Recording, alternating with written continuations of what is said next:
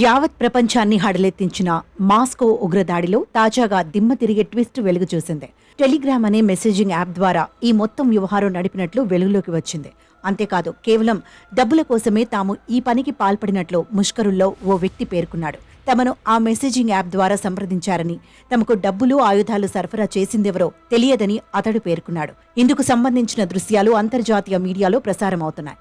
ఈ ఉగ్రదాడి జరిగిన వెంటనే రంగంలోకి దిగిన రష్యా దళాలు 4 నిందితుల్ని కట్సన్ అనే గ్రామం వద్ద అరెస్ట్ చేశాయి.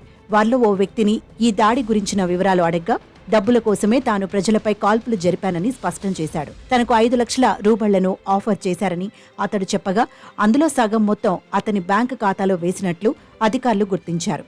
ఈ దాడి వెనుక ఎవరున్నారని ప్రశ్నించగా, ఆ విషయం తమకు తెలియదని టెలిగ్రామ్ యాప్ ద్వారా వాళ్లు సంప్రదించారని చెప్పారు. డబ్బులు, ఆయుధాలు సరఫరా చేసిన వాళ్లెవరో తనకు తెలియదని వెల్లడించాడు. ఈ దాడి జరిపాక తమ ఆయుధాల్ని రోడ్డు పక్కన పారేశామని మరో దుండగుడు చెప్పాడు.